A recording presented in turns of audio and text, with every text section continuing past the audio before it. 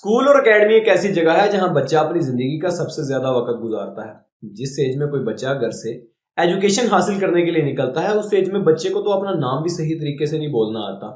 घर में छोटा बच्चा जैसे ही कुछ बोलना शुरू करता है तो उसके पेरेंट्स उसको कुछ लिखना या पढ़ना सिखाना शुरू कर देते हैं, ताकि ये सब चीजें स्कूल जाने के बाद हमारे बच्चे के काम आए। और जैसे ही वक्त के साथ साथ बच्चा स्कूल जाना शुरू करता है तो उसके बैग्स में मौजूद किताबों का वजन ज्यादा होना शुरू हो जाता है और उस वजन से बच्चे का अपना कद छोटा होना शुरू हो जाता है।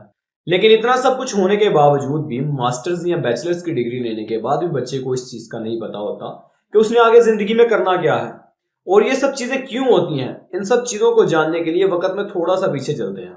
बिफोर 1947 मतलब आजादी से पहले, जब ब्रिटिश हम पर हुकूमत कर रहे थे, तो उनकी कोशिश थी कि ये कौम जिस्मानी गुलामी के साथ साथ जहनी तौर पर भी हमारे गुलाम रहे, ताकि अगर हमारी हुकूमत चली भी जाती है तब भी ये लोग हमारे कंट्रोल में रहें। असल में ब्रिटिश हुकूमत करना ये चाह रही थी कि इस कौम को सिखाया कुछ ऐसा जाए जिससे ना तो ये हमारे सामने बोल सके और ना इन्हें समझ आए कि हम लोग कर क्या रहे हैं।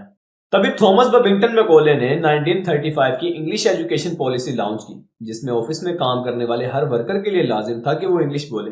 अब चूंकि इंग्लिश जो के लोगों के लिए एक नई चीज थी, उसको सीखने में वक्त भी लगना था, इसलिए लोग ना तो अंग्रेजों के सामने बोल पाते थे और ना ही उन्हें समझ आती थी कि वो कर क्या रहे हैं। और ये चीज तो आप लोगों ने भी नोट की होगी कि अंग्रेजों के चले जाने के बावजूद भी आज भी बच्चे के गले में इंग्लिश लैंग्वेज की जंजीर को जरूर लटकाया जाता है। यहाँ तक कि बहुत से सरकारी स्कूल भी इंग्लिश मीडियम हो चुके हैं। बच्चे को इंग्लिश समझ आए या ना आए, बच्चा डिप्रेशन का शिकार जरूर होना शुरू हो जाता है।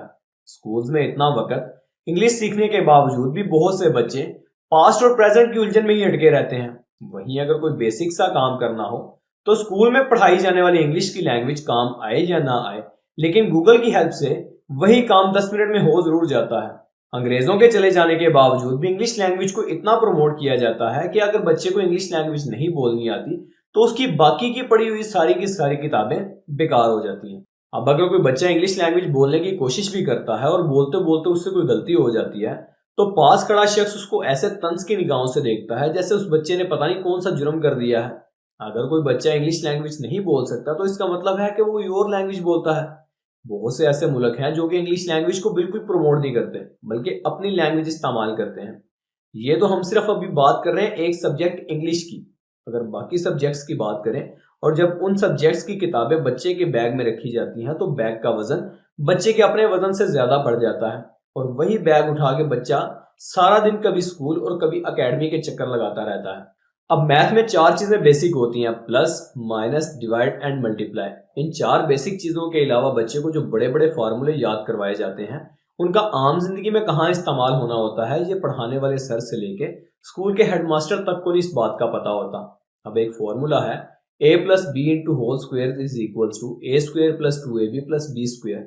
इस फॉर्मूले का कहाँ इस्तेमाल होना होता है ये बच्चे को नहीं बताया जाएगा। हाँ, इस्तेमाल कहीं ना कहीं तो ये होता होगा। डिफरेंट सब्जेक्ट्स के लिए डिफरेंट टीचर्स को हायर किया जाता है, जबकि स्कूल हर बच्चे से ये चीज एक्सपेक्ट कर रहा होता है कि हर बच्चा हर सब्जेक्ट में अच्छे नंबर लेके आए। जो एजुकेशन इस वक्त हमारे बच्चों को स्कूलों में दी जा रही है वो काफी अरसे से अपडेट ही नहीं हुई, और ये भी हो सकता है कि इन्हीं किताबों को पढ़ के हमारे बड़ों ने अपनी एजुकेशन मुकम्मल की हो। मोबाइल के फीचर्स भी कुछ दिनों के बाद अपडेट हो जाते हैं, लेकिन एजुकेशन सिस्टम जो कि बहुत जरूरी है वो आज भी मामूली सी चेंजेस के साथ उन्हीं किताबों को बच्चों को रटवाया जाता है। स्कूल जाते ही बच्चे को एक दौड़ में लगा दिया जाता है और वो दौड़ होती है नंबर लेके आने की दौड़। बच्चे का माइंडसेट ये किया जाता है कि दौड़ो, जितना दौड़ सकते हो, तुम्हें नंबर अच्छे लेके आने हैं। और जब बच्चा मेहनत कर करके नंबर अच्छे ले भी आता है तो लास्ट पे आके उसको एक प्लास्टिक का मेडल दे दिया जाता है। और इन सब बातों का सबसे ज्यादा असर सबसे आगे बैठने वाले बच्चों की जिंदगी पर सबसे ज्यादा होता है। क्लास में पीछे बैठने वाले बच्चे कभी भी नंबर लाने की दौड़ में दाखिल नहीं होते और ना ही उनको ये पता होता है कि स्कूल आखिर हमें सिखा क्या रहा है। शायद यही वजह होती है कि बैक बेंचर्स अपनी जिंदगी की दौड़ में सबसे अच्छी परफॉर्मेंस देते हैं और क्लास में सबसे आगे बैठने वाले बच्चे मास्टर्स की डिग्री लेने के बावजूद भी ये फैसला नहीं कर पाते कि उन्होंने आगे जिंदगी में करना क्या है। स्कूल और कॉलेजेस इसलिए बनाए जाते हैं ताकि बच्चों को अच्छी तालीम दी जा सके, लेकिन बदकिस्मती से आज यही अदारे कारोबार का सबसे बड़ा जरिया बन चुके हुए हैं। सरकारी स्कूल में पढ़ाने वाला तकरीबन हर मास्टर स्कूल से फ्री होने के बाद अपनी ही क्लास के कुछ बच्चे जो उसके जाल में फंसे होते हैं उनको जाके प्राइवेट अकेडमी पढ़ा रहा होता है।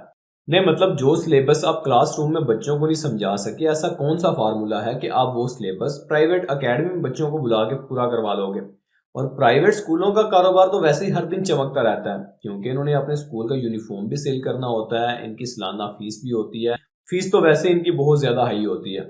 और यहाँ तक कि सोशल मीडिया पर ये मीम्स भी शेयर किए जाते हैं कि प्राइवेट स्कूल्स का बस नहीं चलता, नहीं तो ये आटा भी अपने स्कूल का ही सेल करें और बच्चों को कहें कि ये आटा खाओ, इससे आप ज्यादा जल्दी अक्लमंद बन जाओगे। पहले दिन से लेकर पढ़ाई मुकम्मल होने के दिन तक सभी बच्चों को एक ही मैदान में उतार दिया जाता है और एक ही सिलेबस थमा दिया जाता है, जिससे बच्चा ना तो कोई नया स्किल सीख पाता है और ना ही बच्चे को अपनी पहचान हो पाती है। यूनिवर्सिटी में पढ़ने वाले ग्रेजुएशन स्टूडेंट्स में से तकरीबन 50% बच्चे ऐसे होते हैं जिनको यही नहीं पता होता कि उन्होंने डिग्री हासिल करने के बाद करना क्या है। और उन्हीं बच्चों में से बहुत ऐसे बच्चे होते हैं जिनको यही नहीं पता होता कि जो स्टडी सब्जेक्ट वो पढ़ रहे हैं आखिर वो सब्जेक्ट्स उन्होंने रखे ही क्यों हैं। पाकिस्तान में हर साल तकरीबन 4,45,000 बच्चे ग्रेजुएशन मुकम्मल करते हैं और उन 4,45,000 बच्चों में से हर साल 1,72,000 स्टूडेंट्स को जॉब मिलती है। और फिर जब जॉब नहीं मिलती तो फिर बच्चे तैयारी पकड़ते हैं बाहर किसी दूसरे मुल्क में जाके काम करने की, और साथ ये कहा जाता है कि मुल्क में जॉब्स नहीं है।